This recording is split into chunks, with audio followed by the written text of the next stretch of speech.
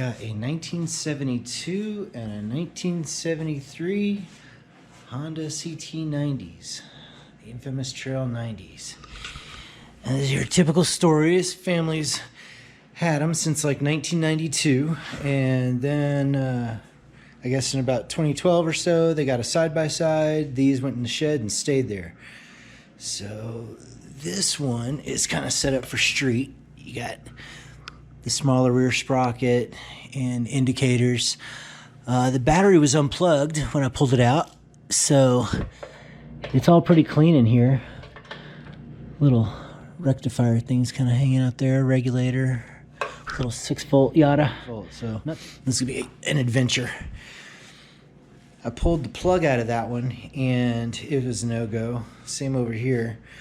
And this guy, when I pulled the battery out, it had been left plugged in.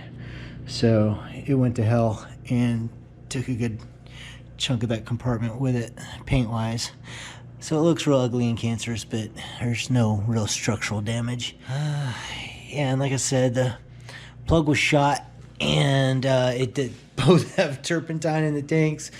So you see, that's supposed to be a clear fuel filter right there. It's black. I think that hose was clear at one time too. This one's not as bad, but it's freaking bad. So both bikes are 100% complete.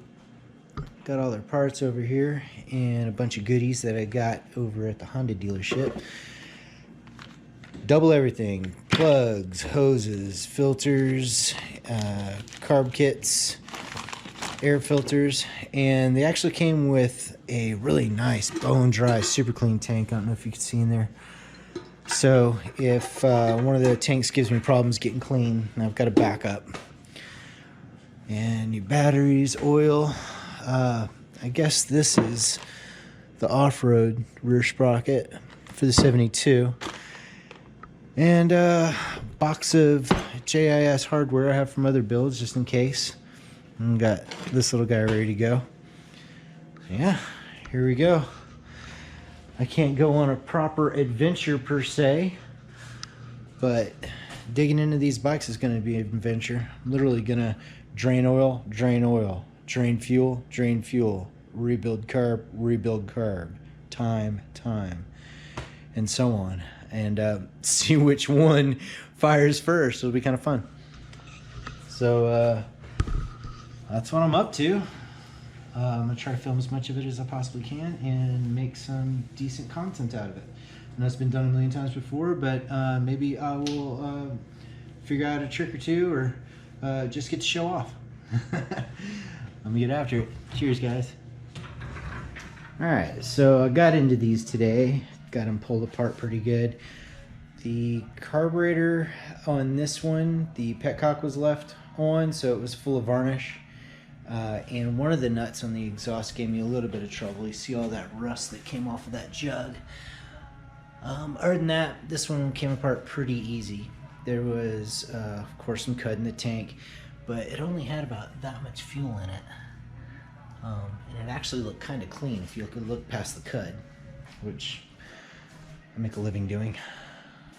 This one, the tank was a little bit worse.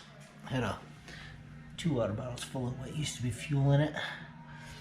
But the petcock on this one was closed, so the bowl was bone dry, but it was still full of all kinds of corrosion and would not have run. So both fuel tanks can be saved, but I do have one extra. So both of the throttle cables were actually really lucid. So I put some lubrication down in there overnight,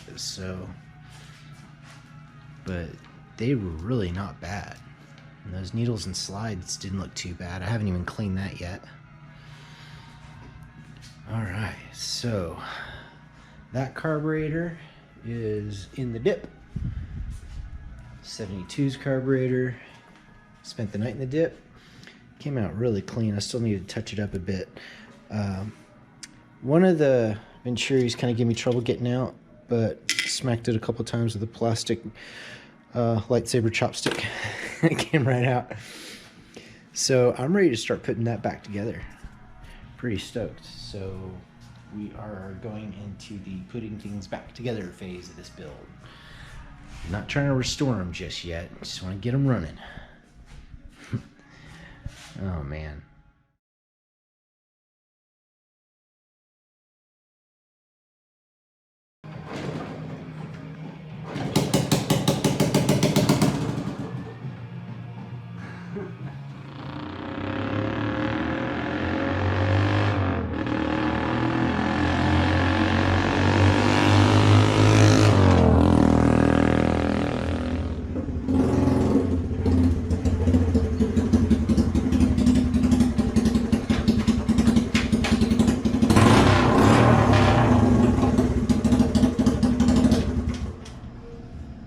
Well, it runs and sounds awesome, let me tell you. Might need to do something about that. Let's check it out. All right, so you got my Honda hat back on. Haven't had this on since my XR. I miss that bike. But this was a fun little ride, boy. So I drained the oil on both of them, and no surprises there, just really dark. And pulled both the carburetors apart. This one was full of shellac, and that one was dry but full of tons of deposits. So got this one cleaned and built first, stuck it on the bike, and it fired, to my surprise. So I went ahead and put it all back together, put the exhaust and everything back on, and then of course no spark. So after bench testing every electrical component on this bike, I came to the conclusion that it was the infamous kill switch. And I was right, both those soldered points in there were gone. I guess they were just happened to be touching when I fired it the first time. But I went in there and cleaned that up real quick, just bypassed it, but left it viable. So if I do get a new switch, I can make it all stock again. But after I took care of that, this little sucker fired right up and rips. That straight pipe leaves a lot to be desired. But it runs and it's cool. So once I get new exhaust for it, and I got a bunch of other little goodies coming for it, rubber for the peg and a new seat and all kinds of stuff. And then I will have to cut this heat shield off at these bolts because they were put through and then welded on.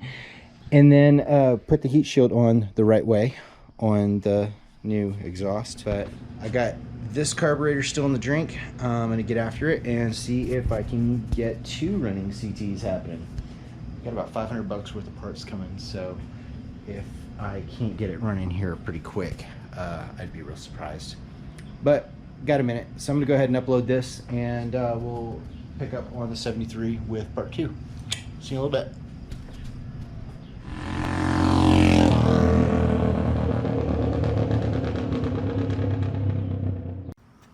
Thanks for watching. Like, share, and subscribe.